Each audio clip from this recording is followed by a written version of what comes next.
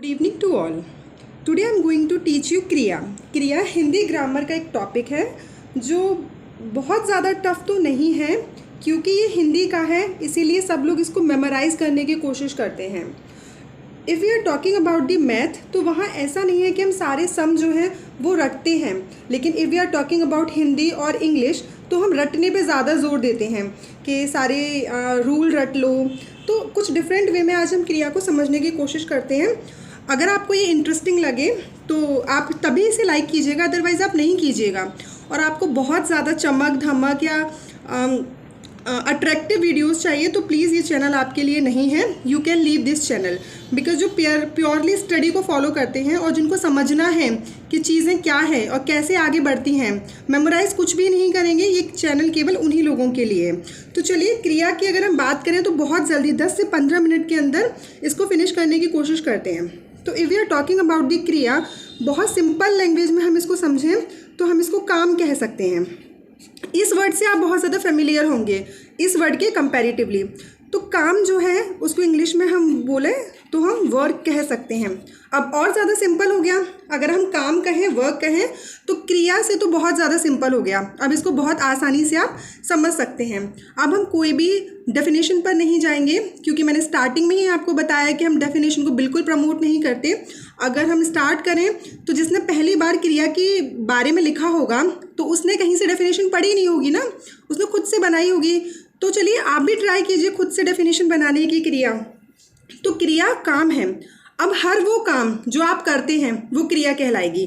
For example अगर हम देखें तो सोना, खाना, उठना, पढ़ना, ये सारी क्या हैं? ये सब क्रिया तो है। क्यों? क्योंकि ये सारे हमारे काम हैं, ये सारे हमारे वर्क हैं, इन्हें आप कर रहे हैं, इसीलिए हम इन्हें सब क्रिया कहते हैं। क्रिया को अगर हम सिंपल वे में और डिफाइन करने की कोशिश करें तो करना। अब याद रखिए, जो जो चीज़ें आपके द्वारा की गई हैं वो सब क्रिया है। बस इतनी सी डेफिनेशन थी क्रिया की, ठीक है। मनुष्य के द्वारा या किसी भी प्राणी के द्वारा किए गए काम को ही हम क्रिया कह सकते हैं। बहुत ज़्यादा टिपिकल समझने की ज़रूरत नहीं है, क्योंकि आपको सिर्फ उतना ही समझना चाहिए, मुझे लगता है, जिससे आपका काम चल सके। वरना यूनिवर्स में बहुत सारी चीज़ें हैं, आप हर चीज़ को समझने बैठेंगे तो कहीं ना कहीं अपना ही संतुलन खो देंगे। तो अगर हमने क्रिया देख ली कि क्रिया क्या होती है, कि जो भी हम काम करते हैं, जो भी हम वर्क करते हैं, वो सब क्या कहलाती हैं? क्रिया कहलाती हैं। अब हर चीज़ के कुछ टाइप्स होते हैं। तो अगर हम क्रिया के टाइप्स की बात करें, जिसे हम लोग क्रिया के भेद कहते हैं, क्रिया के भेद, तो इसके अंदर अगर हम बात करें तो पहली आती है हमारी अकर्मक क्रिया। देखिए, इसको बहुत सिंपल तरीके से समझने की कोशिश करेंगे। फिर मैं वही बोल रही हूँ कि हम लोग रट्टाफिकेशन नहीं करेंगे, चीज़ों को बहुत ज़्यादा टिपिकल नहीं करेंगे। आ का मतलब अगर आप कभी भी हिंदी में पढ़ें तो उसको नहीं पढ़िएगा। नहीं मीन्स होता है नॉट। आ का हमेशा मतलब होता है नहीं। कर्म का मतलब फिर हो गया काम, यानी वर्क। तो याद रखिए, जिस भी सेंटेंस में वर्क नॉट यानी कोई काम ना हो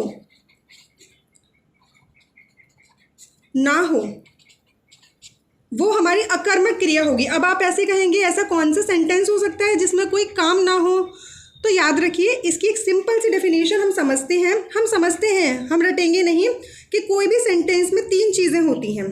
क्या होती हैं? सब्जेक्ट होता है, वर्ब होती है हमारी, प्लस हमारा ऑब्जेक्ट होता है। तो किसी भी चीज़ में अगर हमारा कोई ऑब्जेक्ट नहीं है, केवल हमारे पास सब्जेक्ट है और वर्ब है, तो वो हमारी अकर्मक क्रिया हो जाती है। फॉर एग्जाम्पल हम देखें, राम दौड़ता है, तो इसमें क्या हो रहा है? राम दौड़ रहा है, यानी हमारे पास सब्जेक्ट है और वर्ब है, लेकिन कोई काम नहीं हो रहा है। तो यहाँ हम बोल सकते हैं कि ये कौन सी क्रिया है? अकर्मक। और सिंपल वे में हम समझने की कोशिश करते हैं कि अकर्मक क्रिया में जो भी काम होता है उसका प्रभाव जो है वो केवल किस पर पड़ता है? कर्ता पर पड़ता है, यानी जो काम कर रहा है, यानी जो हमारा सब्जेक्ट है, केवल उसी पर हमारा प्रभाव पड़ेगा। तो देखिए, यहाँ राम दौड़ रहा है, तो यहाँ दौड़ने से कौन थकेगा? केवल राम थकेगा। हम या आप नहीं थकेंगे। इसको और भी चेंज करके दिया जा सकता है। फॉर एग्जाम्पल, राम तेज दौड़ता है, तो भी ये अकर्मक ही होगी। राम तेज दौड़े, राम धीरे दौड़े, राम धीरे धीरे चले, राम कुछ भी करे, उसका प्रभाव केवल राम पर ही पड़ेगा। तो ये कैसी क्रिया होगी हमारी? अकर्मक। दूसरे नंबर की हम समझते हैं तो सकर्मक। सकर्मक क्रिया, पहले इसका अर्थ समझ लेते हैं। अगर आप किसी भी वर्ड का अर्थ समझ लेते हो तो आपको उसके अंदर क्या है वो समझने में बिल्कुल भी परेशानी नहीं होगी। सा का मतलब होता है साथ, कर्म का मतलब क्या हुआ? अगेन काम, यानी विद वर्क। अब यहाँ कर्ता जो है वो कोई काम तो कर रहा होगा, साथ में उसका प्रभाव जो है कर्ता के साथ साथ उसके काम पर भी पड़ेगा। फॉर एग्जाम्पल, मैंने बोला था 3 चीज़ें होती हैं। अब देखिए यहाँ तीनों चीज़ें होंगी, जैसे राम आम खाता है। देखिए यहाँ राम भी है, सब्जेक्ट भी है, हमारा ऑब्जेक्ट भी है, हमारे पास वर्ब भी है। तो जहाँ आपको तीनों चीज़ मिल जाए, सिंपल वे में अगर मैं बता रही हूँ, अगर आप 6th 7th 8th यहाँ तक के स्टूडेंट हैं तो आपको सिंपली समझने में कोई दिक्कत नहीं होनी चाहिए कि जहाँ हमें तीनों चीज़ मिल जाए वहाँ हमारी सकर्मक क्रिया होती है। लेकिन और समझने के लिए अगर आप चाहें तो सकर्मक क्रिया में जो भी हम काम करते हैं उसका प्रभाव कर्ता के साथ साथ कर्म पर भी पड़ता है। अब देखिए यहाँ राम आम खाता है, तो यहाँ राम आम खा रहा है यानी राम का पेट भर रहा है, साथ ही साथ आम भी तो खत्म हो रहा है, तो दोनों पर इसका प्रभाव पड़ रहा है। लेकिन यहाँ हम देखें राम दौड़ता है, तो दौड़ने पर उसको कोई चीज़ नहीं है, केवल राम थकेगा, दौड़ना कोई चीज़ नहीं है जो खत्म हो जाएगी। ठीक है, तो ये सकर्मक क्रिया होती है। थर्ड अगर हम देखें, थर्ड हमारी होती है पूर्वकालिक। बहुत सिंपल है, पूर्व का मतलब पास्ट, काल का मतलब टाइम, यानी जो हमने अभी अभी जस्ट अपने पास्ट टाइम में की हो वो हमारी पूर्वकालिक क्रिया होती है। जैसे इसके एग्जाम्पल हम देख लेते हैं। एग्जाम्पल के साथ साथ मैं आपको इसकी एक ट्रिक बता देती हूँ, बहुत सिंपल। इसमें कर वर्ड जो है वो डेफिनेटली आएगा। ठीक है बच्चों, अगर इसमें आप पढ़ रहे हैं तो कर वर्ड डेफिनेटली इसमें आपको दिखाई देगा। जैसे कि एक सेकेंड, जैसे कि अगर हम देखें, राम खाना खाकर सो गया। देखिए पहला काम जो, क्योंकि मैंने इसमें बोला पास्ट आएगा, तो पहला काम क्या था? खाना खाना। प्रेजेंट में वो क्या कर रहा है? सोना।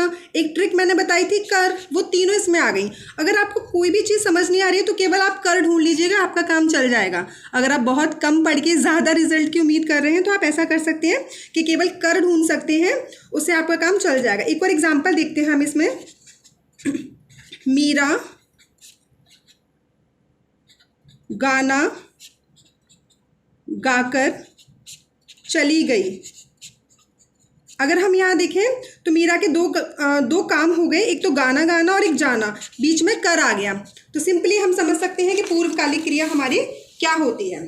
चलिए अब हम नेक्स्ट समझते हैं, जो है हमारी 4th नंबर की नाम धातु क्रिया। नाम धातु क्रिया सिंपल वे में समझते हैं इसको भी, जैसे बाकी हमने समझी। इसमें संज्ञा, सर्वनाम, विशेषण इत्यादि का यूज करके क्रिया बनाई जाती है, क्रिया की जाती है।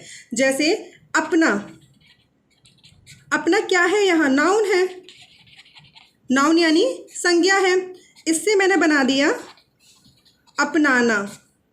ठीक है, तो ये जो हमारी क्रिया बनी है, जैसे मैंने मुझे सच अपनाना अच्छा लगता है। ठीक है, मुझे अच्छे लोगों को अपनाना अच्छा लगता है, तो यहाँ ये जो अपनाना वर्ड है वो नाम धातु क्रिया के अंतर्गत आएगी। याद रखिएगा ये वाला जो वर्ड होगा वो किसी मेन वर्ड से बन रहा होगा। ठीक है, अगर हम 5th नंबर की इसमें देखें जो हमारी नाम धातु के बाद आती है, दैट इज संयुक्त क्रिया। संयुक्त क्रिया, संयुक्त का मतलब भी आपने हमेशा पढ़ा होगा कि जोड़ना होता है ना। अगर हम बात करें तो इसको हम ज्वाइनिंग बोलते हैं, यानी कोई दो चीज़ एक साथ हो रही होंगी। तो देखिए संयुक्त क्रिया में क्या होता है कि दो क्रिया हमारी एक साथ चलती हैं। फॉर एग्जाम्पल अगर हम इसमें देखें, राम खाना खा चुका है। तो देखिए खाना एक क्रिया हो गई, उसका खाना खाना एक क्रिया हो गई, चुका है दूसरी क्रिया हो गई। तो ये हम सिंपल वर्ड में अगर हम क्रिया को समझें तो क्रिया हमारी इतनी ही होती है। याद रखिएगा, क्रिया जब भी हम पढ़ते हैं क्रिया, उसमें एक मेन वर्ड होता है, मेन वर्ड जिसको हम लोग बोलते हैं धातु। ये भी बच्चों को बहुत टिपिकल लगता है कि ये धातु क्या हो जाता है, हमें तो समझ में नहीं आता। तो आप इस वर्ड से बहुत फेमिलियर होंगे, जो मेन वर्ड होता है, मेन वर्ड को ही हम लोग धातु बोलते हैं। जैसे मैं बोल दूँ पढ़ना, पढ़ना एक क्रिया है, तो इसमें जो मेन वर्ड यूज़ हो रहा है पढ़, वो किस धातु से बना है, पठ। तो जो पठ है वो इसकी धातु हो गई, यानी मेन वर्ड जो हो गया वो इसमें ये था। ये तो प्रत्यय लगाया ना आपने, इसको प्रीफिक्स बोलते हैं। ये क्या किया आपने, प्रत्यय लगाया हुआ है। ओके, अगर बच्चों आपको ये समझ में आया हो तो आप इसे लाइक कर सकते हैं, अदरवाइज़ आप इसे बिल्कुल लाइक मत कीजिएगा और आप देख के छोड़ दीजिएगा, क्योंकि आपका जो लाइक होगा वही मोटिवेशन देगा और मुझे समझ में आएगा कि आपको समझ में आ रहा है मेरा कॉन्सेप्ट या नहीं। इसके अलावा अगर आपको इसमें कोई भी चीज़ और है जो समझ में ना आई हो, उसके लिए आप मुझे कमेंट कर सकते हैं और बता सकते हैं। ओके, अगर आपको कोई सजेशन हो वो भी आप कमेंट बॉक्स में डाल सकते हैं। और जो मेरे बच्चे हैं वो मुझे पर्सनली इनबॉक्स कर सकते हैं अगर उनको इसको समझने में कोई भी प्रॉब्लम हुई हो। Thank you.